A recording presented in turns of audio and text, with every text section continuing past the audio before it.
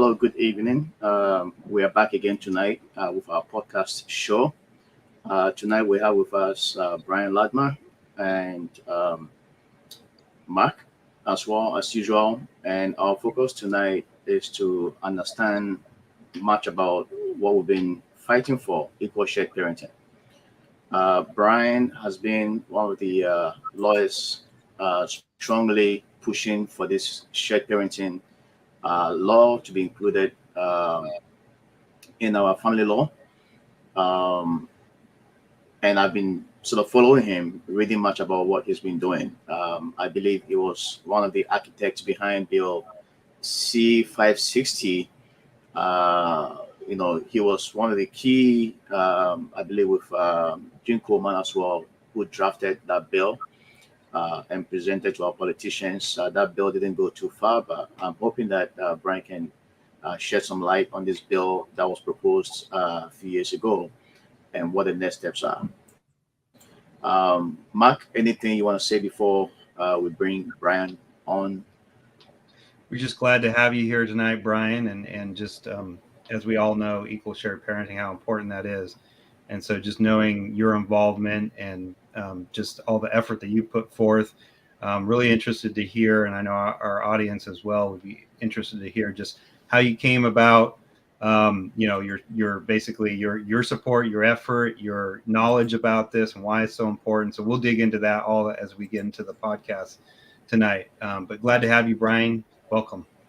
Thank you. It's my pleasure being here, and I appreciate the opportunity to reach out to others who are similarly interested in this extremely important social policy issue. Mhm. Thank you so much, Brian, for your time tonight. My first question to you is: you've been actively helping to push a legislation on shared parenting.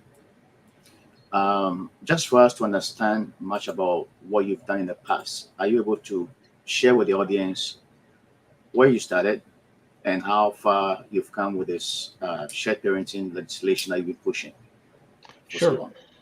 long? Well, first, I come to this area of law with the perspective of someone who practiced for a couple of decades as a business lawyer, a world that even in its most contentious makes sense, has recognized boundaries and rules. There's a logic to it. And when I myself got separated in 2005 and got exposed to this world, I was quite surprised for something so important, the future of our children and future generations and social policy, to see the unscientific and inconsistent um, way that such an important social policy was being handled. And so as I dug into it, first in my own case and later as I made the transition and helping many others, you could see that there were two paths that needed to be worked on.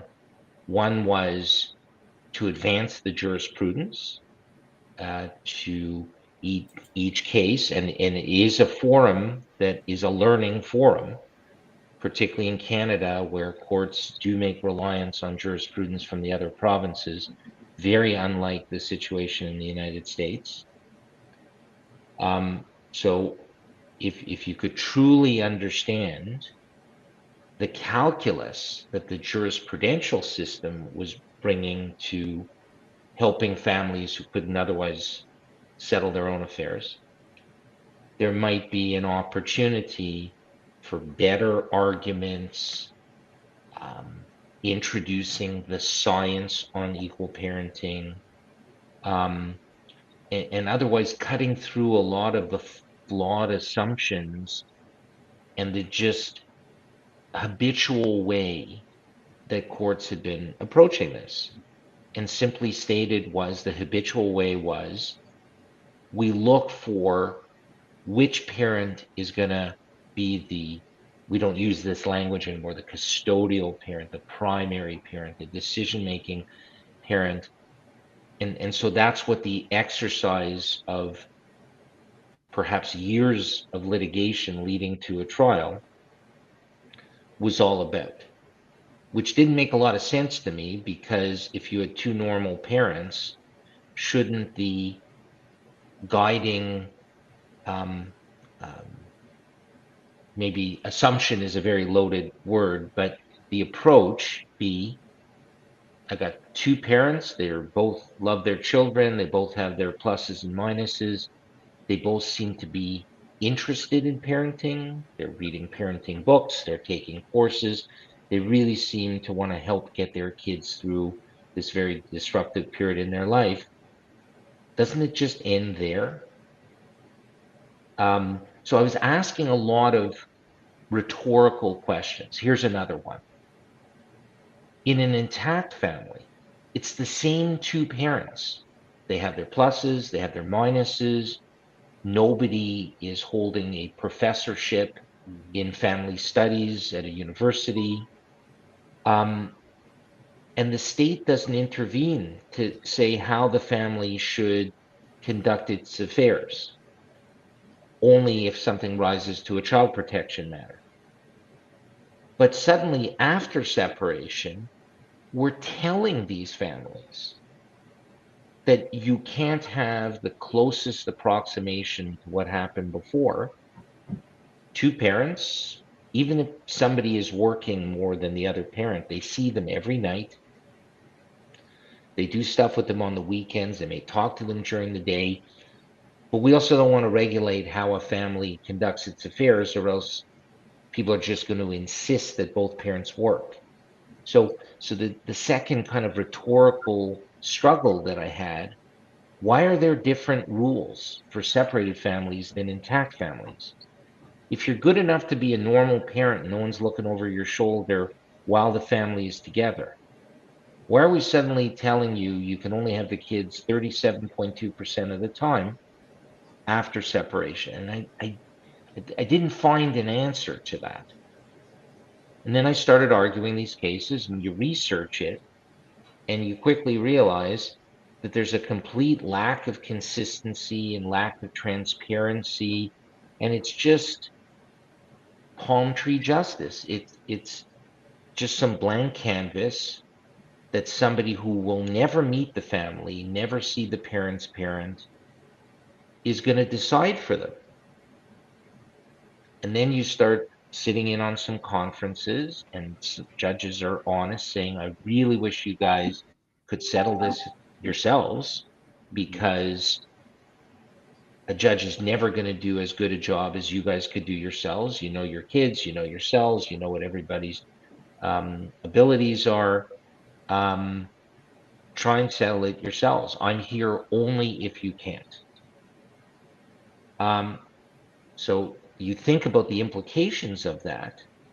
It's a system that readily admits that it's imperfect. We'll never really know.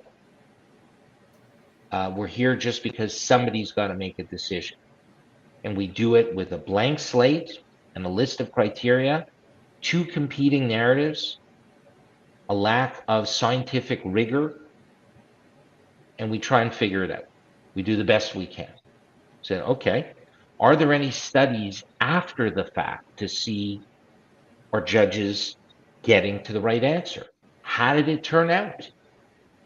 And of course, there aren't studies. There are no studies we could point to where, say, we take families that either settled for or judicially received equal parenting, and how did things turn out for those kids compared to kids where the system, as it often does, says we're going to make parent A the primary parent. No studies, no scientific rigor. Therefore, no ability for the system to see what it's getting right and what it's getting wrong and self-improve. So there was this slow evolution over time in the jurisprudence as we got younger judges judges who had actually acted for dads, dads who were great parents and really wanted to parent and read books and clearly saw the joy of parenting. And they brought that experience of having advocated for dads like that into the judiciary.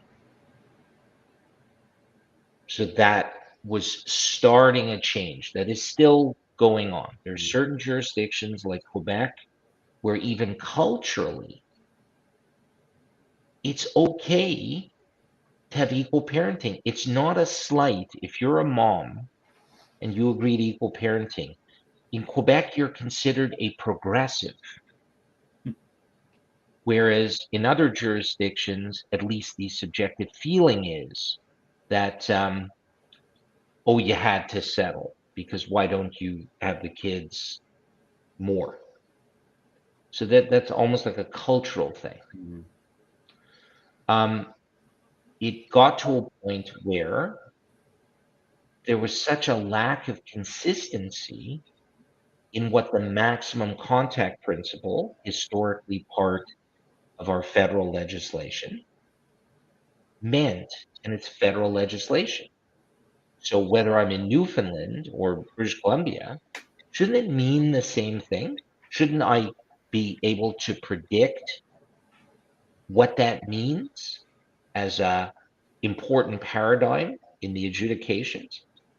And as I researched it, because I do jurisprudence heavy submissions in my cases, I saw there was a complete lack of consistency. A couple of years back, I actually participated in an application for leave to appeal to the Supreme Court of Canada on just that issue, that the court should take on a case. It was a case out of Alberta dealing with the maximum contact principle because courts across the country, courts of appeal across the country, were demonstrably applying it in different ways.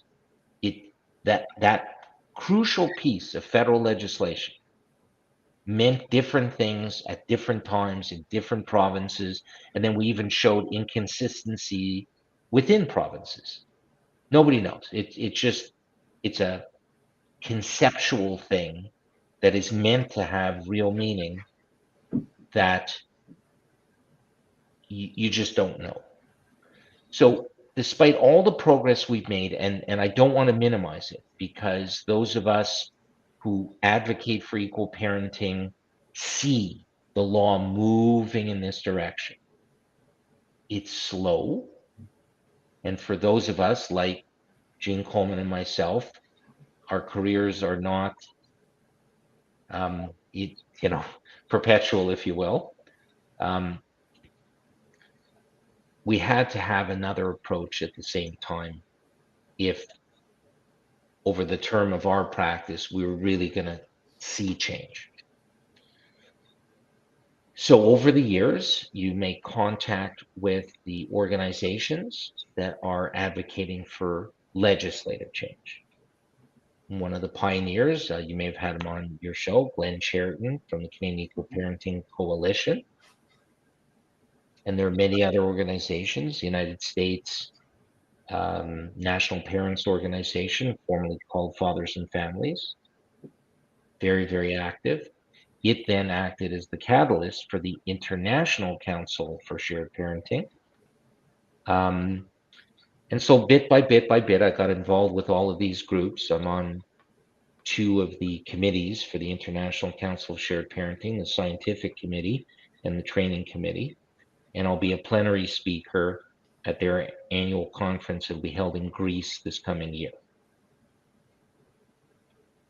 Just to touch on some of these broad-based issues and see how far the legislation can actually take us. How far does the jurisprudence take us? And then we're going to need legislative change to get us further, it would seem. So through these groups, I was connected with some people who devote an immense amount of time to the cause that you guys are publicizing. And there had been various attempts to lobby the federal parties in Canada, some attempts at a provincial level as well. And your listeners, viewers, might be familiar with the name Maurice Vellacott. He was a backbencher out of Saskatchewan, and he devoted the 20 years of his service in Parliament. This was one of his projects, and various draft bills were proposed.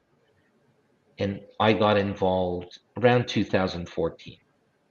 And I saw what they had been trying to put through is a bit too complicated. It was trying to accomplish too many different things. And we really needed to simplify it to its core element. So the challenge in the legislative amendments to deal with this, and you can see it successfully implemented in some of the states in the United States that I'm sure your viewers, you probably had other podcasts describing. There's now 6 states, I think, that have a legislative reform to some extent in this, and the momentum is clearly there at the state level in the states. So what I did was I took what they had been working with prior to my involvement, and I have to simplify this, have to take this down to just its core principle, because that would help to sell it. And then, so what's it supposed to say? If it's automatic equal parenting, it's going to mean a lot of resistance. And even I could see that it wasn't workable in all cases. And the examples I would give people is mom's an investment banker and she's traveling on assignments and stuff like that. And I know that world because I came from that world. It's not going to work. I mean, the demands of those assignments are quite demanding, and you can't say to your employer, I'm not prepared to travel on a regular basis outside Toronto. It just doesn't work. So, and then you have people with very complicated shift work that often we can accommodate still within equal parenting. Or you may have people who are struggling with substance abuse and things of that sort. There's obviously no end to the variability in families. So it seemed to me that if the approach was mandatory 50-50, with only a delineated list of exceptions, it was going to be a tough sell. So I needed to come up with some language that would do the trick and yet not be at risk from, because that's the number one pushback, that you can't have mandatory 50-50 in all cases. So the first principle was it couldn't be mandatory. It could be a presumption, right? In other words, it's the starting point. It is the paradigm, but it has to be rebuttable. Somebody has substance abuse problems. Somebody travels on business all the time. Whatever the issue is, you can't prescribe all those exceptions. Families are too variable. What we were after was whatever the number is, 85%, 90% of the family law litigation is two normal parents where somebody wants to be the dominant parent and the other parent is resisting that despite the uncertainties of our judicial adjudication process. And so we have our courts clogged up with people fighting over, is it 50-50? Is it 60-40? Is it 65-35? A relatively narrow bracket. And I looked at that and I said, you're going to have a family in turmoil. The system is going to spend a fortune. The family is going to spend a fortune. For what? And can you really tell? Where's the science for somebody to say, I've heard this case, I've figured it out, and mom or dad, the sweet spot in this family, you should see the kids 37.2% of the time. And obviously, there's no science to that. You're either a safe, competent parent within the realm of normal or not. So that didn't make a lot of sense. So eventually, what I came up with is what I described as a steep but not insurmountable hill. There would be a presumption of equal parenting. It would be rebuttable, but it would be very tough to rebut it, but it would be open ended. I can't prescribe the circumstances that might rebut it because they're almost infinite. And it seemed to me that that would deal with that 80 to 90% of cases that are being litigated that shouldn't be litigated because fundamentally it's two normal parents. Don't worry, kids will be fine. They don't need 37.2 and 62.7, whatever the number is. They'll live 50-50. Everybody's going to be fine. It's the reduction in the conflict, the reduction in the fighting will benefit the kids more than some unscientific approach trying to figure out where it is in that very narrow zone. That informed the drafting of what became Bill C-560 in around 2015. And we took that as far as second reading.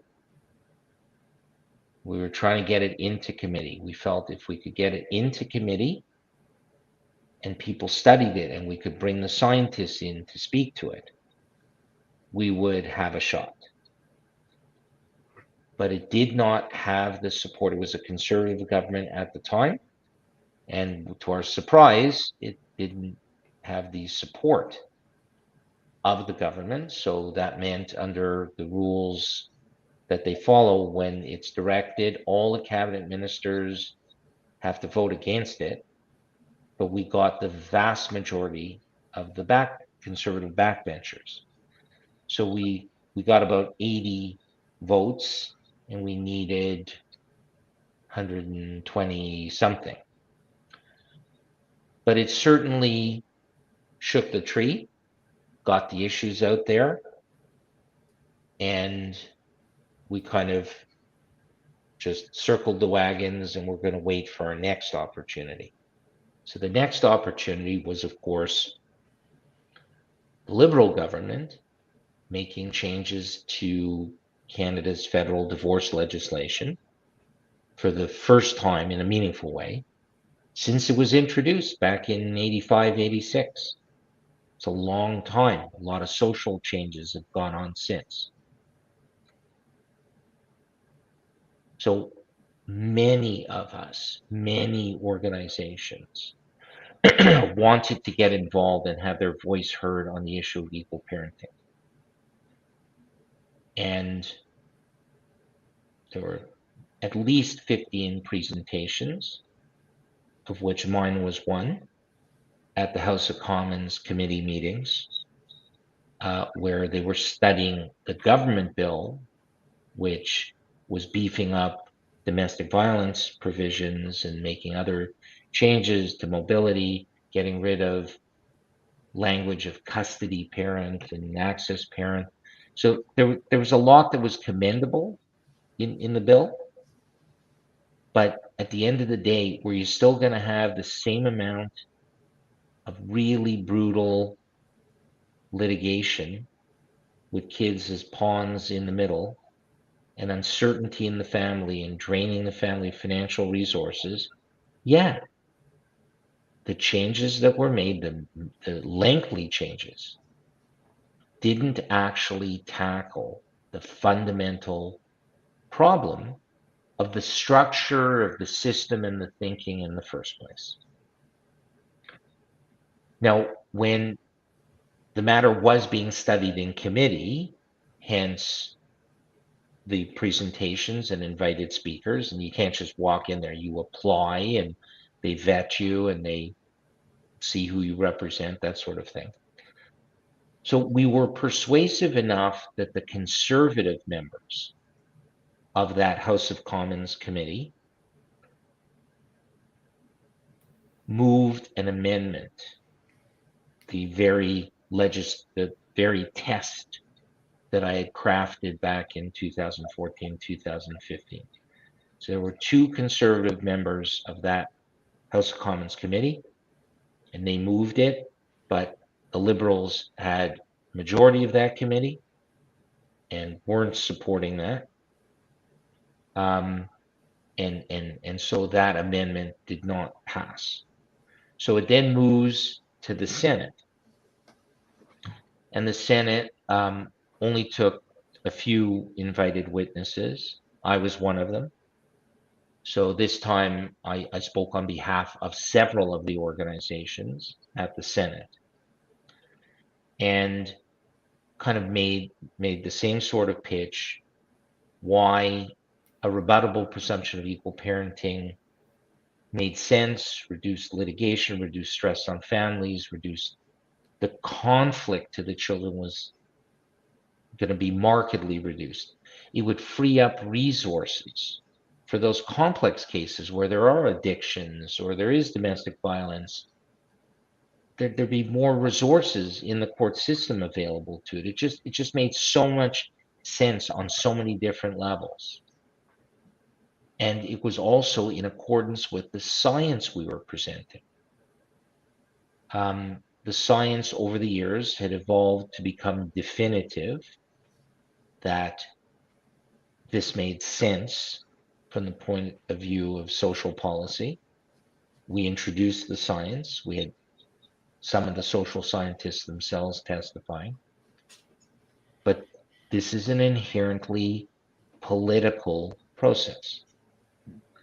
And the Liberal government didn't see the constituency that they should have been focusing on, which is the public generally. And instead, it was who could, in effect, at least notionally, speak the loudest. So who was speaking the loudest, and given the tenor of the times, was the domestic violence community. Now, this had always been a paradigm of our law, best interests and protection from harm. We now have much more detailed provisions, but it's not protecting children from the harm of their parents litigating over their future in the first place. It's just not designed for that. The principal voice against equal parenting was, not surprisingly, the Canadian Bar Association. But just to show you how the government didn't understand its constituencies, there were two representatives of the Canadian Bar Association. One was representing the family law section. The other one was representing the child protection section. Those are the two big areas of family law. So, but when they spoke, they said, we represent whatever it was, whatever number they used. I think it was something like 36,000 lawyers across the country. And that's wrong. No, they don't. They are only two of multiple sections of the Canadian Bar Association. The business law section, the immigration law section, the real estate law section, the tax law section, on and on, are educated people, many of whom have repartnered or have friends or family who have repartnered and don't make their living from this process, and are certainly much more likely to be actually in support of equal parenting, particularly if they've ever personally gone through the system or a close family member has gone through the system. So they certainly were not speaking for lawyers across the country. But again, that fact gets lost. So one of the other things I brought, because it's a political process as opposed to a scientific process, it should be a political process founded on the science. But if the political process means that you're taking into account the will of the people, we brought in 20 years of public opinion polling in Canada that consistently has said across all demographics, by gender, by age, by region, by political affiliation, whatever demographic slice you want to look at, there was very substantial support for equal parenting. And by that, I mean above 80% of decided people. There's always like this category of 10 or 12% who really haven't been thinking about it. And so when they're caught in the polling, they're put down as undecided because they don't have an opinion on the issue. But of decided voters in any domain, any way you slice it in Canada, consistently for all polling done over the last several decades, there is overwhelming support for equal parenting. And I tried to make that point that you guys think because you're on this committee and you're going to hear from a bunch of special interest groups that you're the experts and you can advise Parliament on this and you can advise the ruling party on this. But you're not the experts. The experts are the people out there who live with this system. They're the experts. They know why it doesn't work. They know how it doesn't work. They know where and how it needs to be improved. And you're not listening to them. And you're supposed to be listening to them. So I can explain as a lawyer why the system isn't working because it's fundamentally not structured appropriately. It says it is advancing the best interests of children, but in practice, it doesn't. And I can go ahead. Well, I was going to say, so Brian, you covered a lot. Great stuff. You obviously are a strong advocate and with knowledge and expertise into, the dynamics behind all of this. I want to get back in a second to the science that you talk about of equal shared parenting. But you mentioned some other things too. You mentioned about the fact that, there's, well, unfortunately, a competition that is created, right? Whereas, as you mentioned, okay, prior to divorce, it's like, okay, there's no there's no involvement of the, the court, the government, whatever, in that family. And I saw something I posted in my group just this last week is like, from a father's perspective, because we know the stats there of who usually gets the child and or gets the custody of the child and how the child support and all that dynamics work. So you got a father that was married and now they find themselves no longer married for whatever reasons. And now they're having to basically like go and spend money and make their case and do all this stuff where when they were married and in a intact family, they could just be a father and they had their rights. And unfortunately, you go to court and you give up these rights that are constitutional rights, constitutional here in the United States, but these rights that you have just because you are a parent.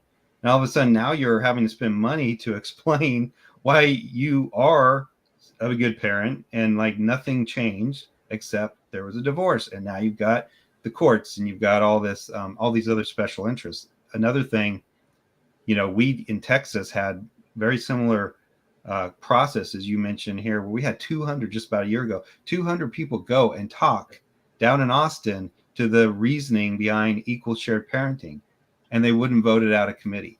200, that included women and that included children, explaining why equal shared parenting was in the best interest. And yet you had the family law and you had certain interests of attorneys, certain ones that wouldn't vote it out, even though they know the reasoning and the rationale of why it's better. So, you know, it's just this system that is so broken and is so controlling in the aspects of it. They want in it feels like here in the United States and in the States here, it's almost like they want a winner and loser. Now I know they say you guys should mediate this and everything, but if you can have a winner and a loser, then there's a lot of money that flows through the system. But we can touch on that, but I also want you to touch on that science of equal shared parenting, because we know that everything points to a 50-50, like you said, on just the base. And then if there's any other reasons why it shouldn't be, well, that's the rare exception. But the 50-50, we got study after study that shows it's best for the kids. Yeah. So there's, once again, decades of that sort of research. And sitting on the scientific committee of the International Council for Shared Parenting, I have access to it all. And we had a tough time coming up with a top 100 list because there's so much good science on this around the world. But you have to make it accessible. So we had this massive database with every paper we could find in multiple languages as well. And then there's a top 100 list and top 25 list. So that science is not well understood. And in many quarters, they don't want to know about it. They'd rather bury their head in the sands, because if they paid attention to the science, it would influence public policy.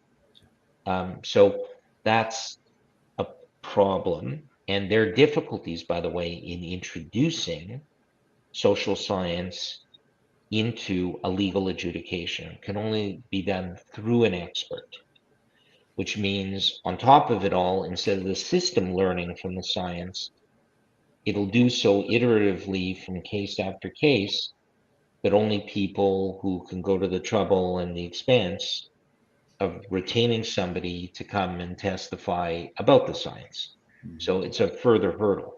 In Canada, because you mentioned several times about the right of a parent that somehow gets lost after separation, you do have a constitutional right to be a parent.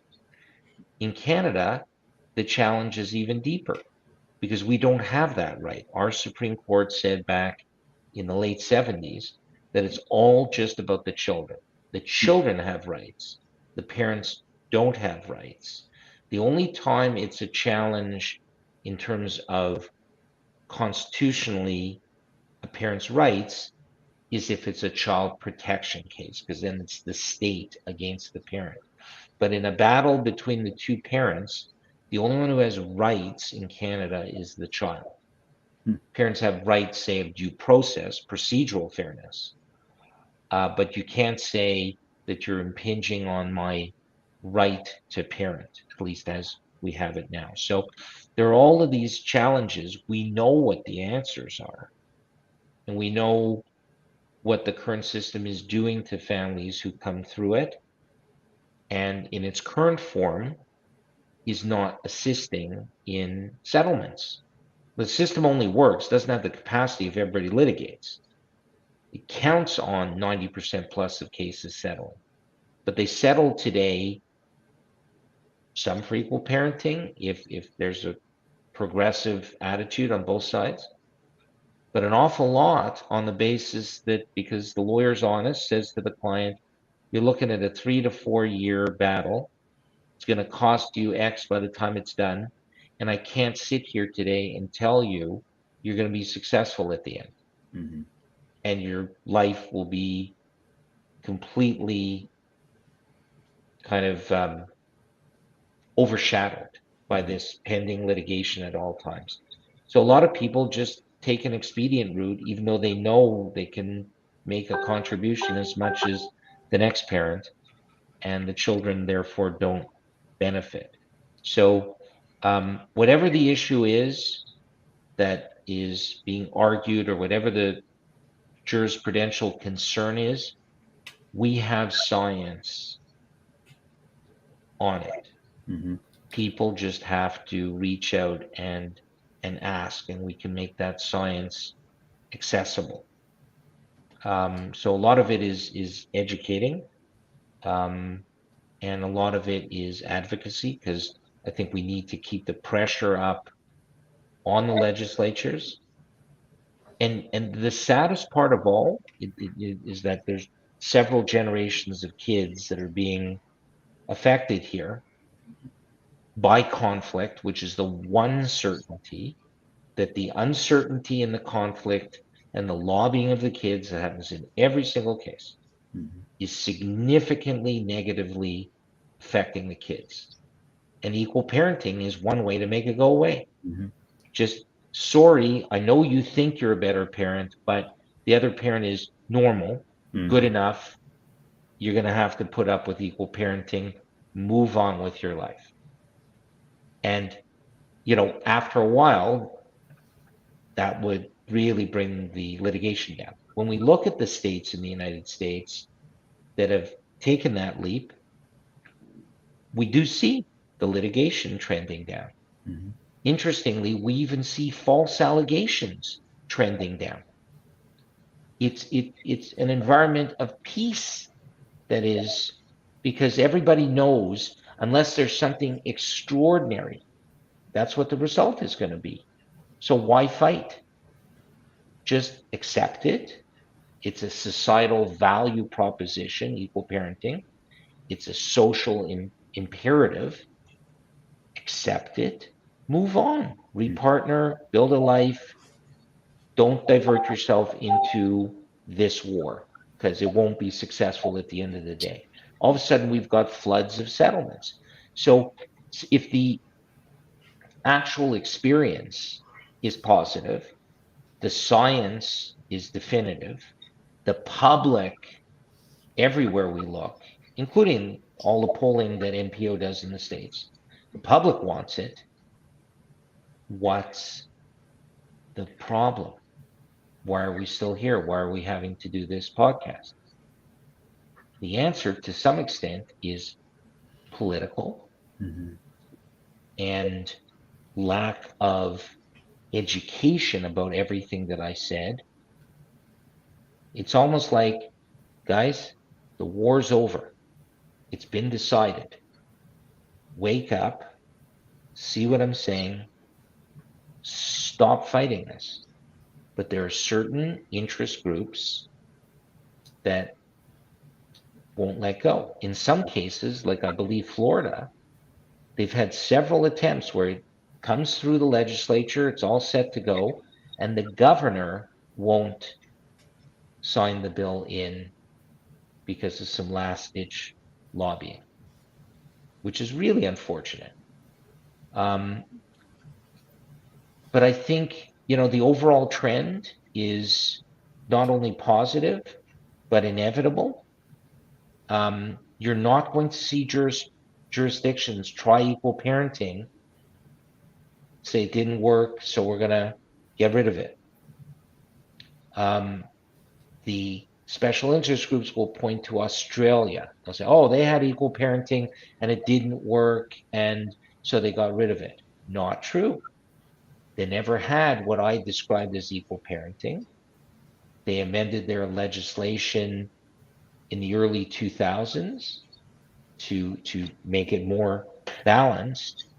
And then there were changes a decade or so later brought on by the domestic violence lobbying community, where they watered it down a bit. But it was not because of any sort of negative experience with more balanced parenting plans.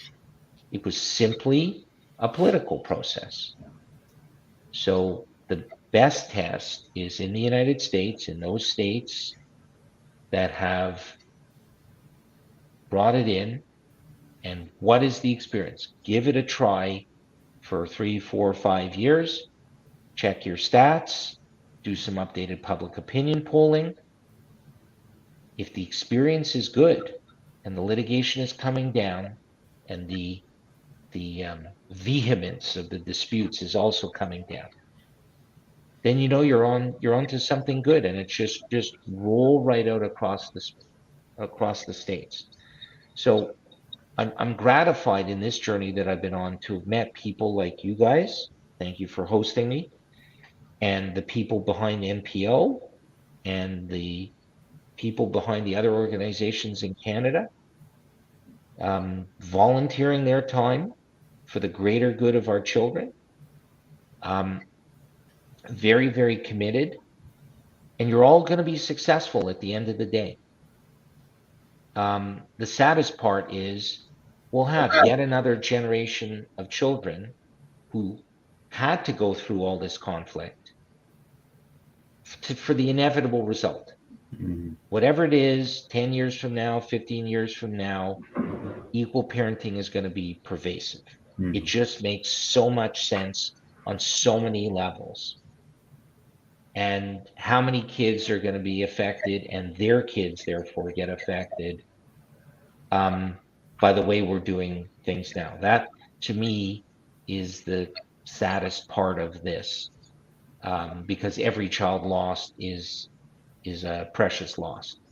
Um, but if you guys keep doing what you're doing and educating, and public awareness, and everybody else involved in this cause does what they're doing, almost every one of which is volunteering their time, this will inevitably be successful. And we will all be able to look back on this afterward as some of the finest days of our life, a legacy that we will all be proud of. So I commend you guys for devoting your time to this cause. Yeah, thank you, Brian. I have a question on YouTube from Gavin Macmillan, and it reads, "What did the amendment to C78 say that was so objectionable that it failed in 2014? As a follow-up, does a rebuttable presumption of equal shared parenting increase frequency of false accusations?" You may have answered part of it already, but it's a Well, question. okay, it's a great question. So back in 2014, the pending bill was C560, and there was nothing in it that was objectionable. It was exactly as I drafted it, narrow enough, single issue focus that it could have advanced. It failed simply because it did not have the political support. It had the public opinion support, but it didn't have the political support necessary to get it into committee where it would have some legs. That was it. It just nothing objectionable about it. Just it was a social policy change that the backbenchers were all in favor of in the Conservative Party, but it did not have the core part of the party. And actually, there is an interesting anecdote. I had a meeting with um, one of the senior cabinet members. I won't mention names, but he was actually the local MP for where I live. But it was after the fact, or no, actually, it was during the process. But I got to him after Harper had directed his cabinet not to support it. And so that had about a half-hour meeting, left him with a binder of materials, and he was very frank with me. Said, "I wish you'd gotten to me about 4 or 5 months earlier." Hmm. This was a senior cabinet member. Said, "I would have brought this to the cabinet's attention. I would have spoken, and this may have gone in another direction."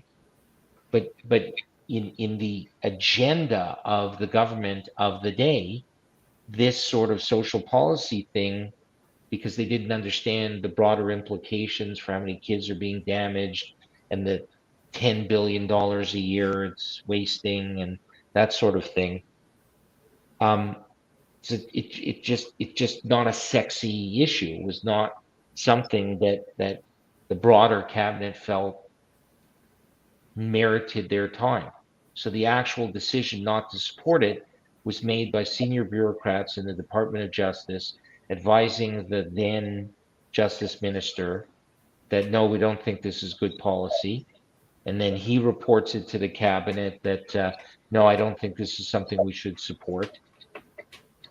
And so they don't support. Like it's sad to say that it was that kind of circuitous and non-robust a route for something so important, but it was just that simple. That's why it didn't work at the time. Now, let's say the second part of the question that's on the screen. So we do get it in. So now people who are dead set on being the dominant parent know that if they play fair, they're not, it's going to be 50-50.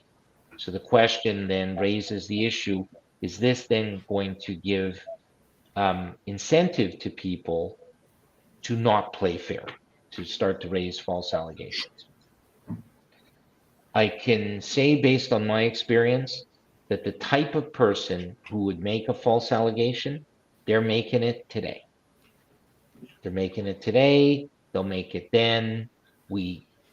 All we can do with those people is be very harsh when we find that they've made a false allegation, because that's child abuse. That's going to expose the child to invasive interviews, which are going to inferentially mention or message rather that one parent is a risk. It damages the attachment. So no, I don't see that being a relevant risk, because there's a lot of people who really feel strongly that their interest group should always be the dominant parent, but that doesn't mean they're actually going to make a false allegation, as opposed to just give a lot of examples, so to speak, of why they think they're better, they're calmer, they're nicer, they've always done it, all the more conventional things. But those arguments are not going to work with a rebuttable presumption of equal parenting. So the question is, are people just going to resign themselves, as they have in the jurisdictions where we see litigation coming down, or the couple of Scandinavian jurisdictions where this has always been normal and they don't see this type of vicious litigation? Yeah, so I would yeah. agree with you. I think one, false accusations, there needs to be stronger consequences. So that's the way to make sure that we, I guess, reduce those false accusations. Is at least here in the States, it seems like there's no consequences, so they can freely give that. And if a person is wanting to do that, they're going to do it either way. But because you're starting out on a like level playing field and you're saying there's nothing to gain, so one, if you do the false accusation, there's bigger consequences, but there's not a lot to gain. You can sit here and say, oh, well, I don't like the way they don't comb the kid's hair in the morning or whatever. Okay, all right, but that has nothing to do with whether they're a good parent or not.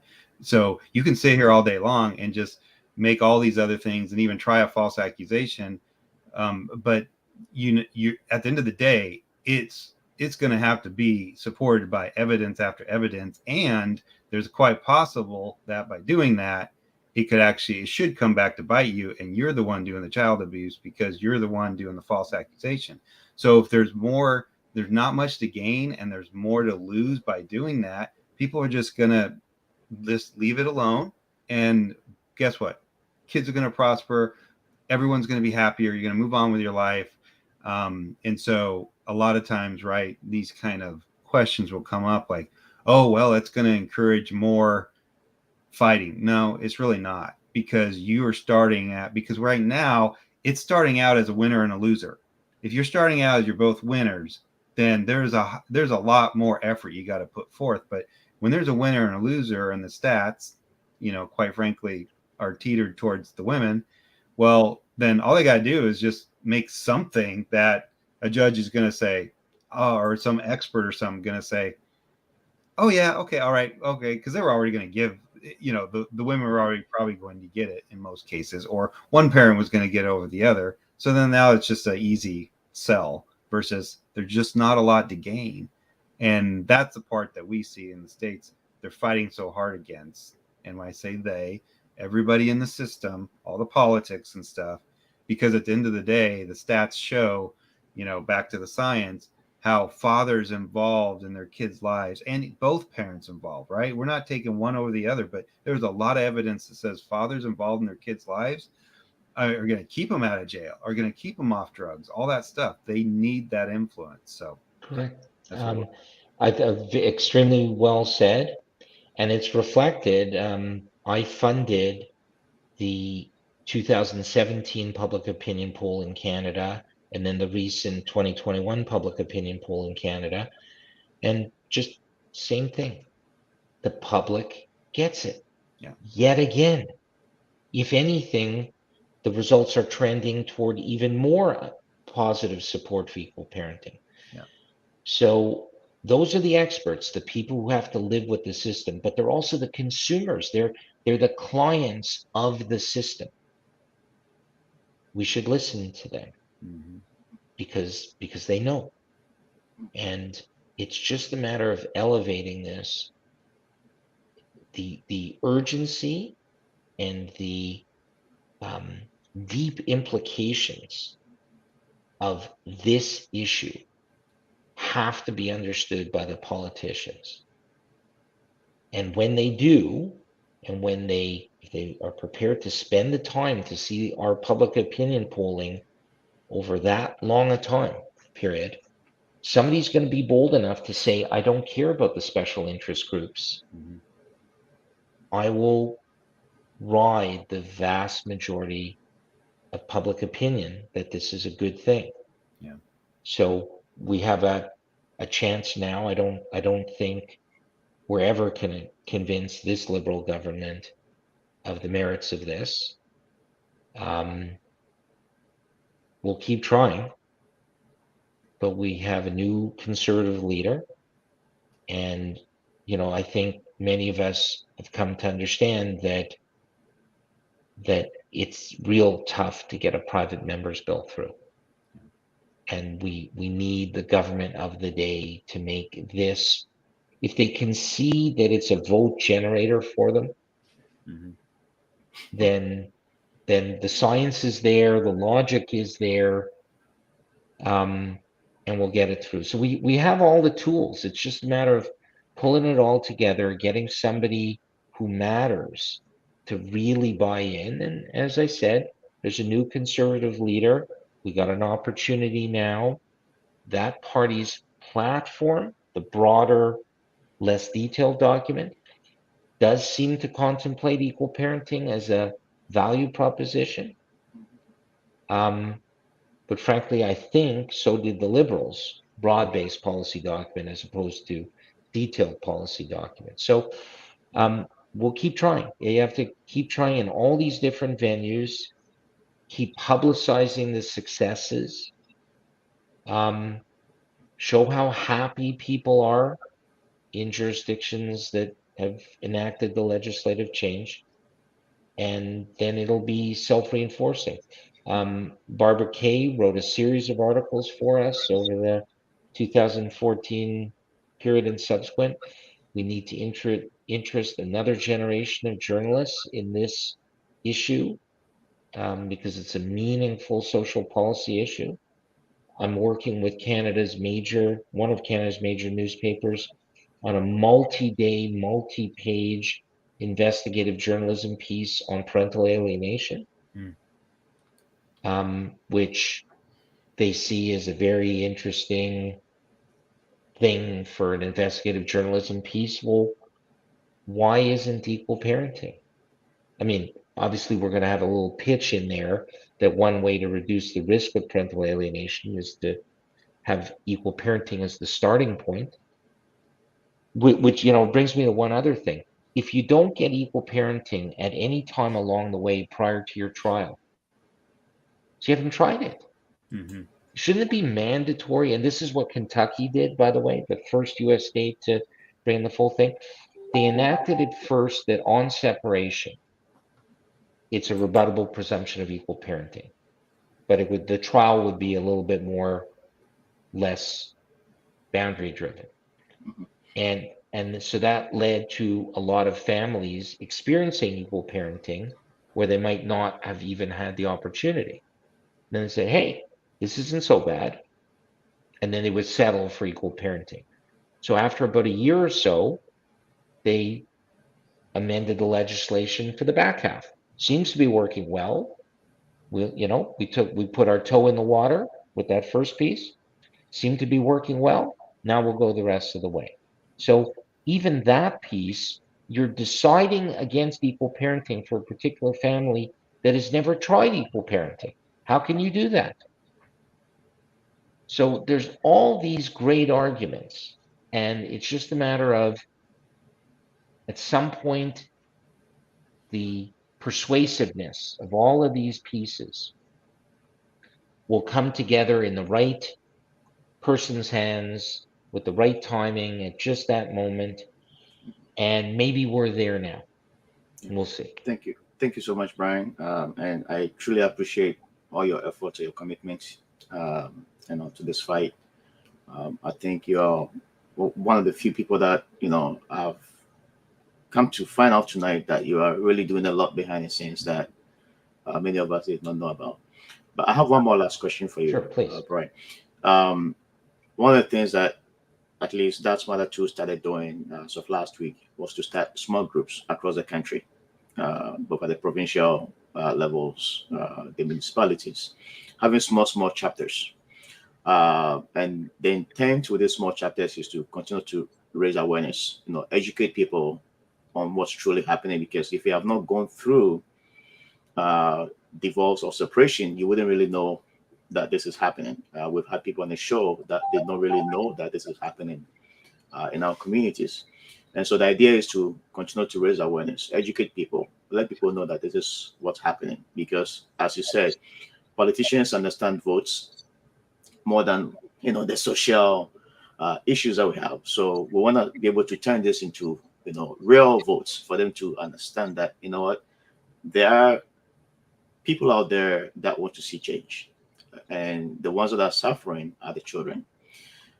From a strategy point of view, what would be your advice? What direction do you think it would be best for us, to move this and to support your initiatives as well?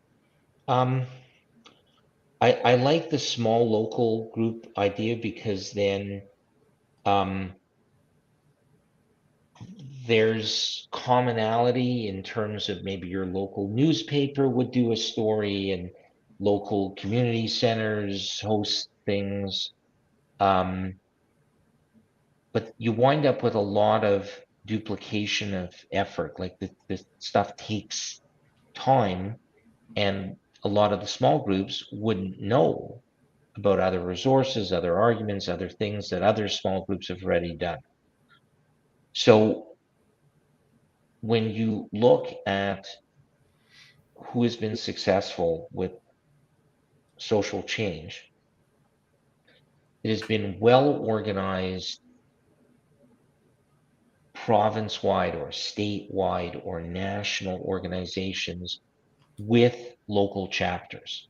So they share knowledge, they share resources, they speak with a collective voice, but you have volunteers on the ground within their own communities who can speak to their local MP, their local MPP. So for the US listeners, their local member of the House of Representatives, their local senator, be it at a state level or federal level. Um, that, in my experience, has worked best. Um, the two complement each other, having local chapters, but being part of a broader national organization, so that there isn't a lot of duplication. And people, they volunteer time for a while, then you lose them. Um, they have other pressing issues in their lives. So where you're part of a broader national organization, even as the volunteers at a chapter level are turning over, because that's just the way it goes. Um, you still have that sort of continuity. So that would be my advice. Thank you so much. Thank you, Mark. Any final thoughts from you? Brian, we just appreciate you being here and just sharing, like I said, like I mentioned a couple of times, your knowledge and your advocacy. especially up there in Canada. We like to have you down here in the States doing the same. Fortunately, we also have a lot of great people champion the cause between all of our different groups that are involved. We have quite a few of them now, and they're just growing, and they're just building on each other, and then to be engaged with you guys in Canada too. I mean, like you said, it's just a matter of time. It may not happen in our kids' generation. I do hope that it does. There's no reason why it can't even happen in some, like I say, Texas, for example. I mean, it should have happened last year, and I think this next year we had 200. I think we're gonna have 400. I mean, they had to go all through the night, and hey, we may have to go through the next morning to hear everyone, give their little presentation. And there is just going to be something that, like you said, it's like they're like, okay, we give whatever it is, right? But for the good of the kids. And I think we just keep it up, and we just let them know we're not going anywhere. I think we're getting a lot of high profile cases right now too, with things like Johnny Depp, and there's a lot of docuseries and stuff that are going to be created. You're going to see come out. I mean, this is getting awareness. Now the question is, will they just continue to ignore it? And like you said, well, guess what? Then when it comes up to voting time, they're going to be, well, you didn't do anything about this. You guys weren't interested. We told you this is best for the kids. I mean, again, you look at all the stats, and the fact that father's not. It's always the father not being in the kid's house, life, or in the house, and that's why this tragic thing happened. Well, again, yes, it makes a difference. It makes a difference for both parents to be in the kid's life, and for that stability for the kid to have. And 50-50 only makes sense. So it's not going away. We're not going away. So eventually they're going to cry uncle, and we're going to get this solved. Yeah. I'll just leave you with one more thought. When the kids themselves get interviewed in their early 20s, almost inevitably they say, I never understood any of what was happening. Why couldn't they have just had 2 equal homes? So there's another constituency that we should be listening to. Absolutely. That's a good point. Okay. And Brian, just any last words from you? Like I just want a shout out. Yeah, sure. Just a shout out, because Mark's in the States. We have Glenn Sheridan and CPC in Canada trying to act as an omnibus. You got National Parents Organization is doing tremendous work, and is attempting to have chapters within each state. And then, of course, the state organization has to try and get chapters in each major municipality.